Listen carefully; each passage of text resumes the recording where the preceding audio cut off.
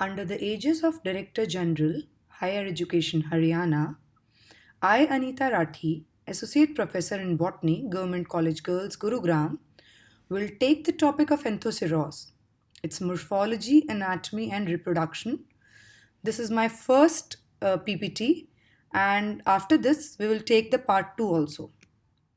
So let's start with the systematic position or the classification, you can say. The division of Anthoceros is Bryophyta. The class is Anthocerotopsida. Order is Anthocerotales. Family is Anthocerotaceae. And the genus is Anthoceros. Now we will talk about something about the occurrence of Anthoceros. This genus Anthoceros includes more than 208 species all over the world. It is widely distributed all over the world and it is a cosmopolitan species. It mainly occurs in temperate and tropical regions. All the species, they are found in moist and shady places on ditches and rocks. 32 species have been reported from India. Plants like A. erectus, the species that is Anthoceros erectus, it is found in western Himalayas. I am giving you a few examples in India. A. gemillosus, it occurs in eastern Himalayas. And there are more species like A. himalayensis, A. khandalensis, and A. crispulus, etc. These are few other species also of Anthoceros. So the main plant body of Anthoceros is a gametophyte. That is a haploid plant body, which is a thallus-like structure. It is small, dark green, flat, dorsiventral, and lobed structure. Then we can explain that the margins basically, or the lobes, you can say, the lobes are divided. The margins are overlapping sometimes. Lobes are thick and fleshy and generally more or less divided to form an irregularly lobed or folded margins. Some species of Anthoceros, they exhibit differential habits. Some of them can be prostrate on the substratum. For example, Anthoceros laevis. Some species remain slightly raised above the substratum. For example, A. erectus, we have talked about earlier. And the upper surface of the thallus is smooth and velvety. From the lower surface of the thallus, there are numerous unicellular smooth-walled rhizoids which can be seen. They occur there. The thallus is spongy due to the presence of underlying mucilaginous ducts. This is a figure or a diagram. You can see a picture of Anthoceros in which you can see the sporophytes. On the right hand side, you can see the external morphology of Anthoceros. The section A, the figure A is the thallus of A. erectus. You can see the sporophytes on the thallus. And the structure B is A, Anthoceros laevis. It is bearing dehiscent sporophyte. Now, we will come to the anatomy part of Anthoceros. So, anatomy basically means the internal structure of the thallus. So first we will few lines about the Anthoceros thallus. So this thallus, when you compare it with Marchantia, you can see that the thallus lacks a midrib. That means there is no midrib in Anthoceros. Dorsal surface is smooth. Ventral surface bears a large number of unicellular smooth-walled rhizoids. Dark bluish green rounded spots are present on ventral surface. And you can see algal colonies. That is, the nostoc is the major blue-green algae which lives in the mucilage cavities. Thallus is not differentiated into photosynthetic zone and storage zone. The right hand side diagram you can see there is an upper epidermis and there is a single layered lower epidermis. In between you can see the normal parenchymatous cells bearing chloroplast. You can see bigger size of cells which have algal colonies and mucilage cavities are there in which you can see a slime pore through which the algal spores can come inside and they can form their algal colonies. There are no air chambers or air pores which are present inside it. Large intercellular schizogenous cavities are filled with the mucilage.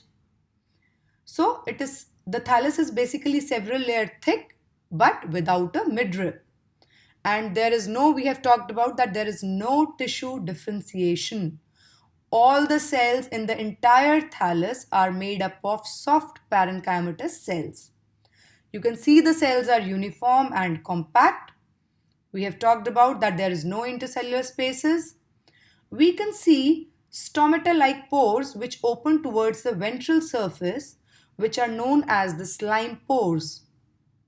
The slime pores will lead towards a large cavity which is filled with mucilage, and it is known as the mucilage cavity.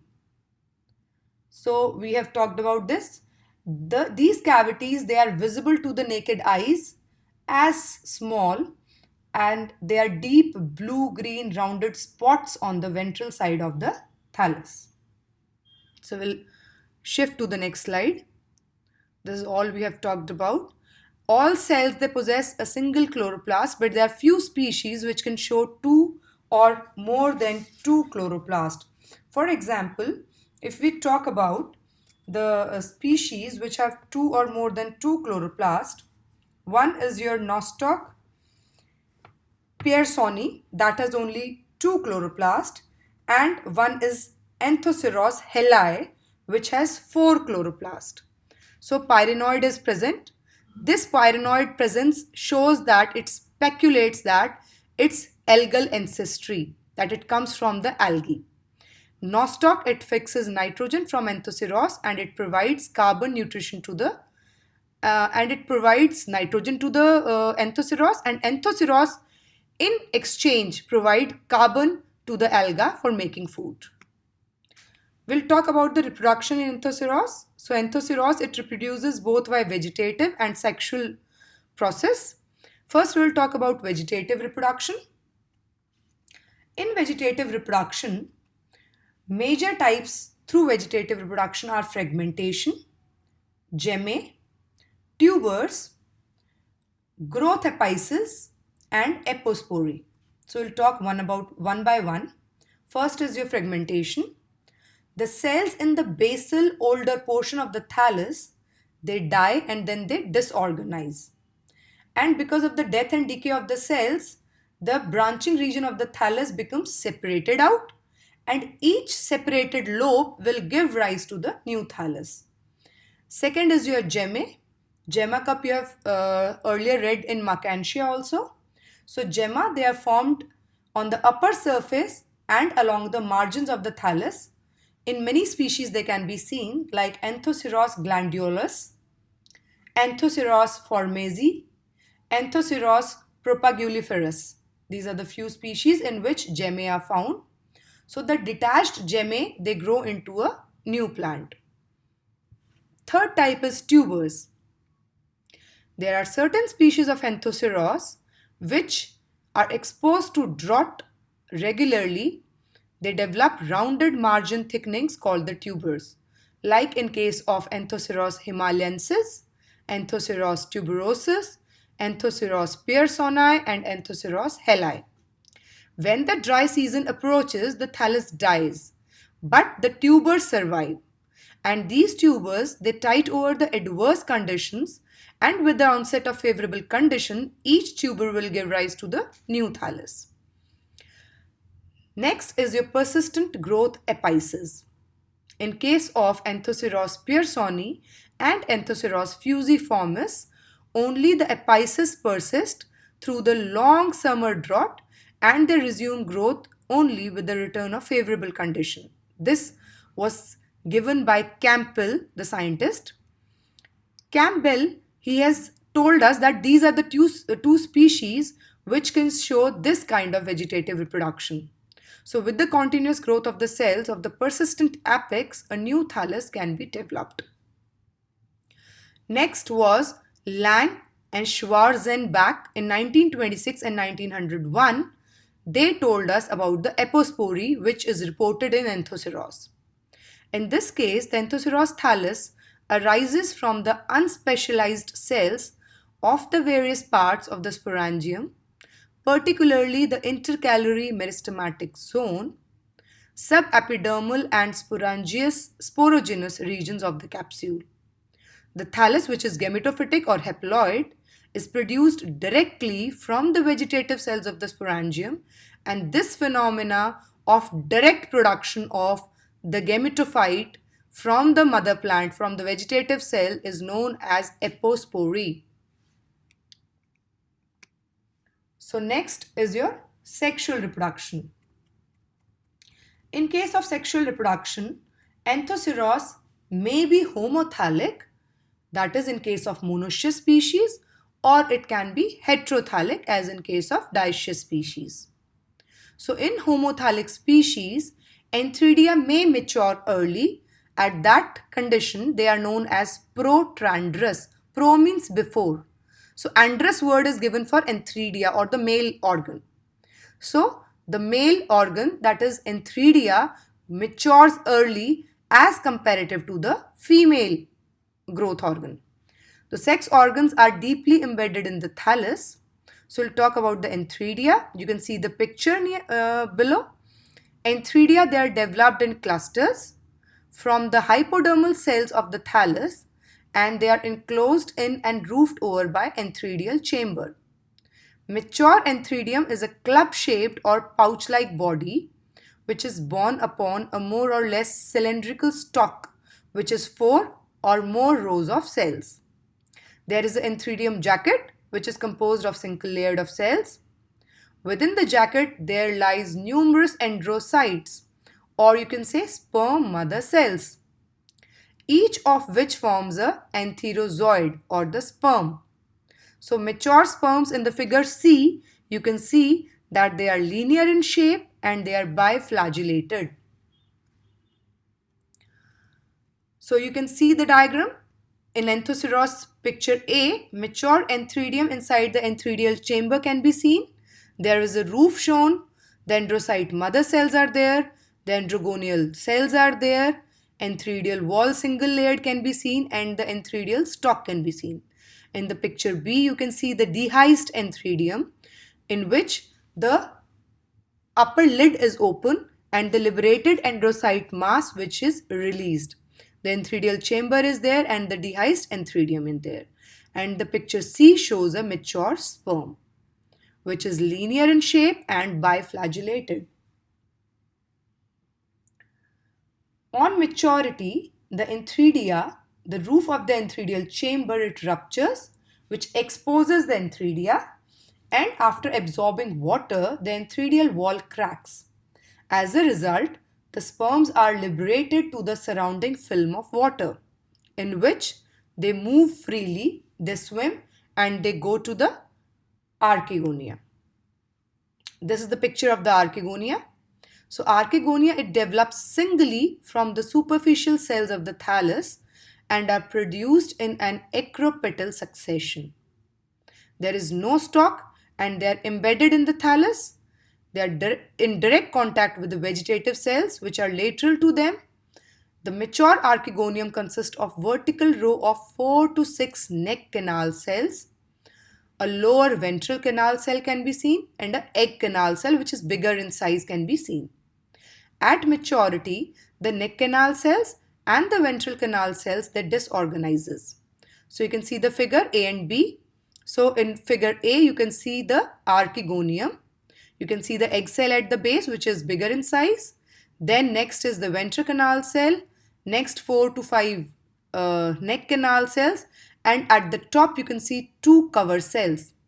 These cover cells will be disorganized and will open the space so that the sperm can enter from this side.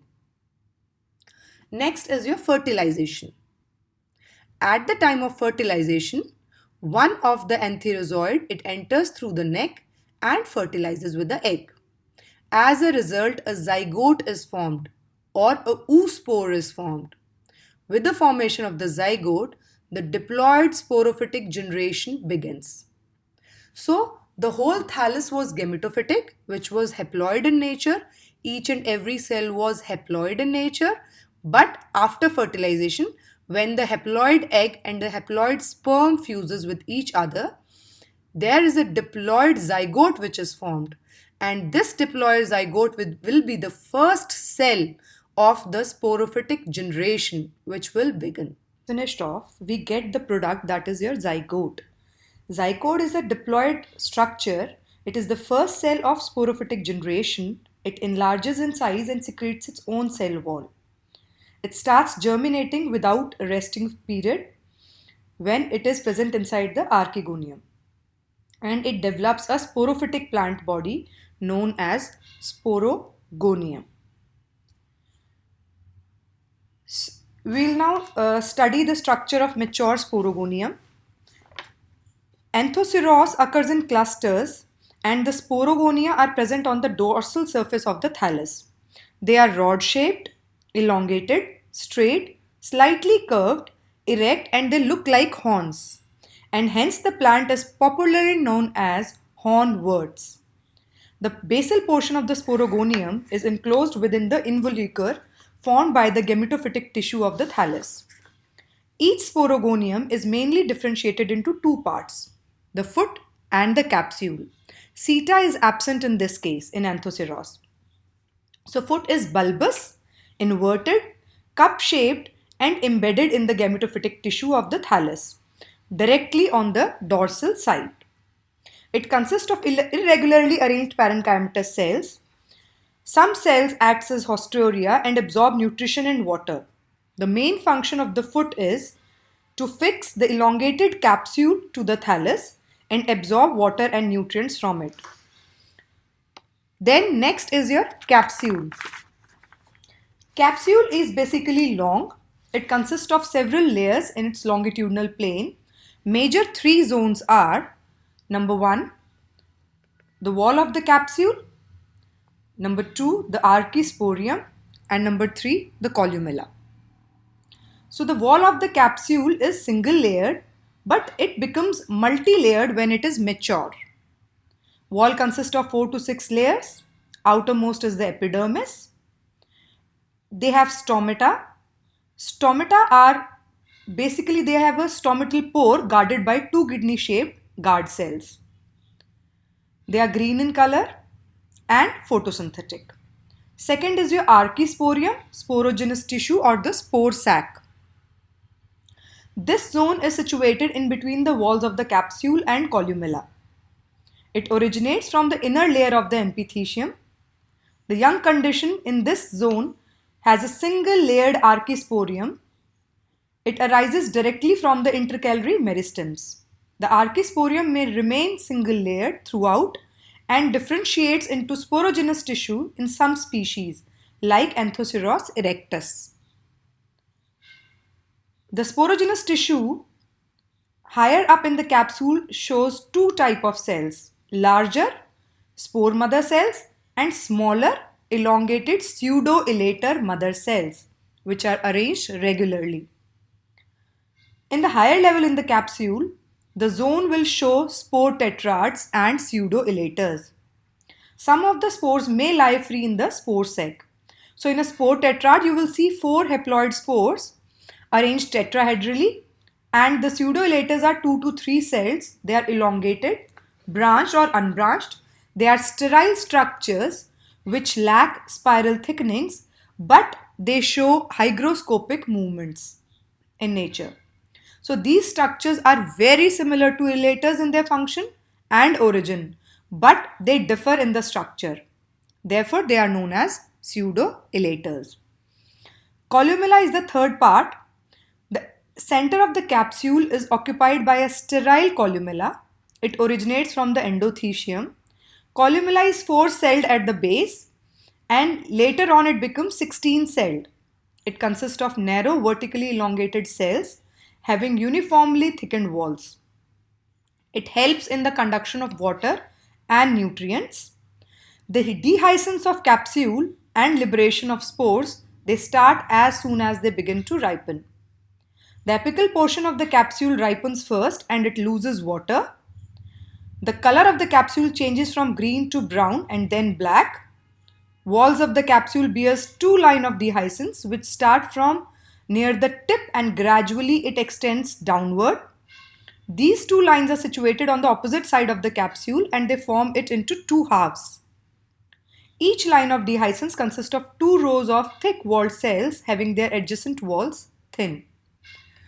So the outermost layer of the capsule is epidermis, as I have already told you, which have distinct stomatas. They have jacket cells also on the intercellular spaces among them, and they contain chloroplast. Now we'll see the diagram of the sporophyte. This is the longitudinal section of the sporophyte. When we cut it longitudinal, you can see at the base there are thallus cells. This is the gametophytic thallus. Foot is there. Then you can see the meristematic zone, the involucre. Then in between, in the central portion, you can see the columella, which I have told you.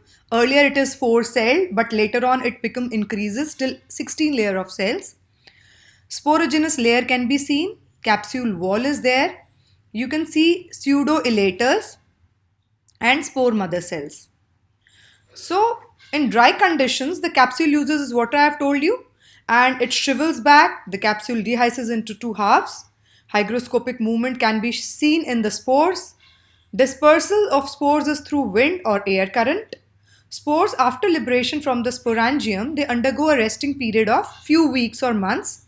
Then each germinate through a germ tube and forms a new thallus of Anthoceros. The haploid spore is the first cell of the gametophytic generation. It is tetrahedral in shape.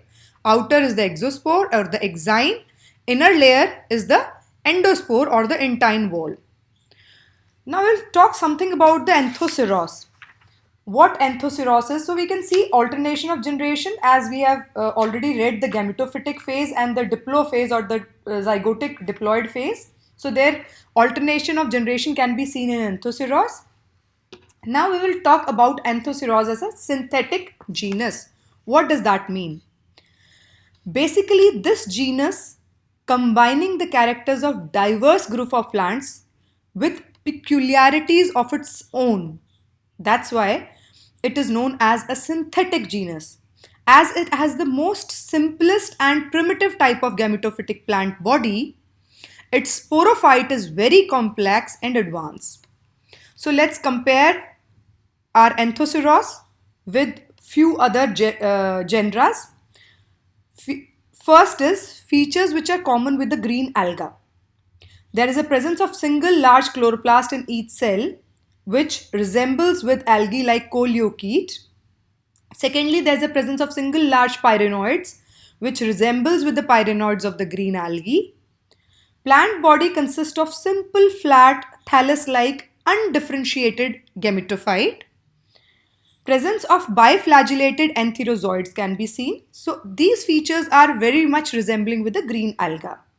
There are some features which are common with the pteridophytes. First of all, the gametophytic plant body, it resembles with the prothalli of some pteridophytes, example Equisetum, and some ferns. Then the sex organs, particularly the archegonia, they are sunken and they are deeply embedded in the gametophytic plant body. There is a highly developed sporophyte which resembles with the pteridophyte. Then there is presence of stomata and cutinized epidermis in sporophyte. Continuous growth of sporophyte due to the meristematic tissue. Presence of central columella in the sporophyte, resembling conducting tissues of certain primitive pteridophytes. The sporogonium resembles more closely with rootless, leafless, dichotomously branched sporophyte of a primitive fossil pteridophyte, that is Horneophyton. Then there are some features which are common with Hepaticopsida, that is liverworts. First one is the presence of unicellular smooth-walled rhizoids. It is common with Palea. Plant, there is a presence of thalloid gametophytic plant body. Undifferentiated gametophytic plant body can be seen. Similar pattern of apical growth is there. Similar constructions of sex organs, though differ in structure details. Presence of biflagellated antherozoids. Formation of periclinal walls in the embryo differentiating endothecium and the amphithecium. the archisporium giving rise to sporogenous tissue, and finally fertile spored mother cells are formed and sterile pseudo-elater mother cells are formed. Next are the features which are common with Bryopsida or mosses. There are early developmental stages of embryo which resembles with sphagnum moss, presence of stomata in the epidermis of capsule, presence of differentiated chlorenchymatous and photosynthetic capsule wall, presence of sterile central solid core of columella in the sporophyte which is endothecial in origin. It resembles with the sphagnum moss. Archisporium originating from inner layer of amphithecium. It again resembles with the sphagnum moss. And reduction of fertile sporogenous cells. So, after this, there are some peculiar features of Anthoceros which is its own. Number one, there are large number of mucilaginous ducts which are formed schizogenously. These ducts are intercellular cavities filled with mucilage. Secondly, you can see there are narrow slime pores in Anthoceros. This is a special feature of peculiar feature of Anthoceros. There is presence of endophytic blue-green alga, that is nostoc, in the mucilaginous duct. And nostoc-Anthoceros association is an example of symbiotic relationship. There is the jacket of the body of Anthridium consisting of 4 tiers of cell. Sporogonium shows continued growth throughout the growing season due to the presence of intercalary meristem at the base of the capsule and the presence of pseudo-elaters. So all these special features of the genus Anthoceros, which I have listed above, they show that gametophytic plant body is the most primitive and it resembles with green algae and other plants also. The sporophyte, on the other hand, is more complex and advanced and it resembles primitive pteridophytes. So the two generations, gametophyte and the sporophyte, do not fit with each other. Since these two are found in the same genus, the genus Anthoceros can be regarded as the synthetic type. So further, we'll take the important questions. Like these are questions which will be 1 markers for you. Name a bryophyte in which chloroplast and pyrenoids are found in each cell. So the answer is again Anthoceros. Second question, name a bryophyte which has endophytic colonies of nostoc in mucilage cavities. Name a bryophyte which develops pseudo-elaters in the capsule, because this is the only one which has pseudo-elaters in the capsule. Why are Anthoceros thalli called hornworts? Earlier I have told you why they are called hornworts, because of the sporogonium. The sporophyte looks like horn. Then there are large ducts in Anthoceros thalli which inhabit a cyanobacteria dash. So there are large mucilaginous ducts in Anthoceros thalli which inhabit a cyanobacteria known as nostoc. In Anthoceros thalli, mucilage cavities open to the ventral surface by narrow slits called the slime pores. Now we'll go on the long questions. These questions may come for 8 markers or it may come for 4 markers also. So first question is, Anthoceros is a synthetic type genus, combining the characters of diverse group of plants with peculiarities of its own. Explain it. So in the last few slides, I have explained that how Anthoceros is a synthetic genus. So I think that you must have understood the thing. Then second question is, write short notes on pseudo-elaters, Anthridia of Anthoceros, columella, sporophyte of Anthoceros. So these short notes may come for a 4 marker or a 3 marker. Next question is, describe the life cycle of Anthoceros with the help of label diagram. So in Anthoceros, you have to learn the diagrams. Label diagrams will be there, like LS of sporophyte, TS of Anthridium, LS of Archegonia, like this. Then next is the draw well-labeled diagram of LS, longitudinal section of a sporogonium of Anthoceros. So this ends up with the topic of Anthoceros. I hope you all have understood the concept behind it, and this may help, these slides or the PPT may help you in longer run. Thank you so much.